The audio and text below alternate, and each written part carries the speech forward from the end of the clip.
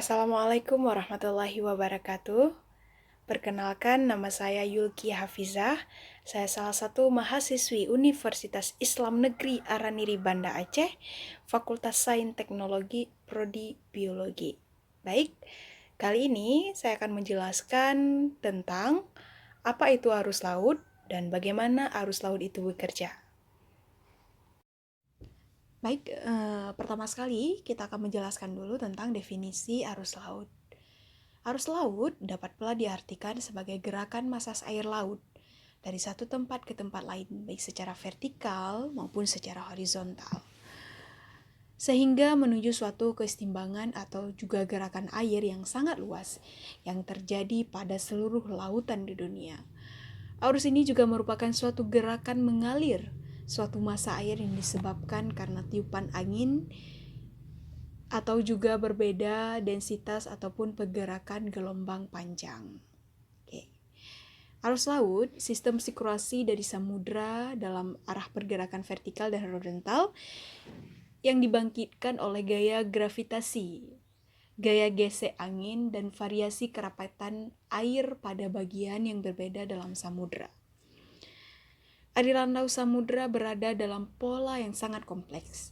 Selain disebabkan oleh faktor yang telah disebutkan di atas, arus laut juga disebabkan oleh karena adanya topografi dasar samudra, ya, dari rotasi bumi. Nah, arus laut merupakan proses pergerakan masas air laut dari wilayah yang berbeda secara kontinu atau terjadi secara terus-menerus.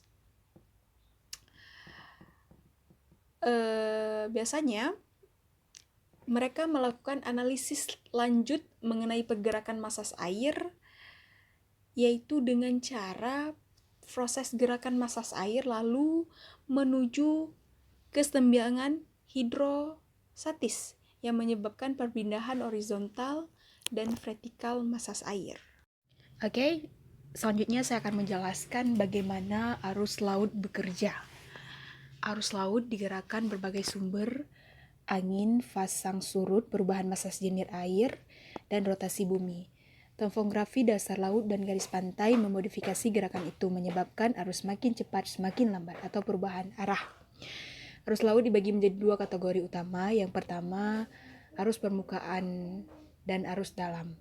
Arus permukaan mengendalikan gerakan 10% dari air laut teratas, dan arus laut dalam mengendalikan 90% lainnya.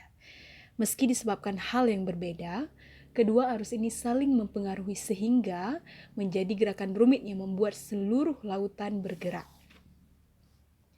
Di tepi laut, arus permukaan digerakkan oleh angin dan ombak pasang surut yang menaikkan air bolak-balik saat permukaan air turun dan naik.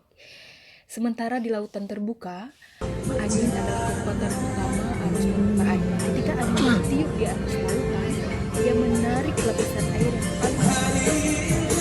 Air yang bergerak itu menarik lapisan di bawahnya, dan mereka menarik yang di bawahnya lagi. Bahkan, air sedalam 400 meter masih dipengaruhi oleh angin permukaan.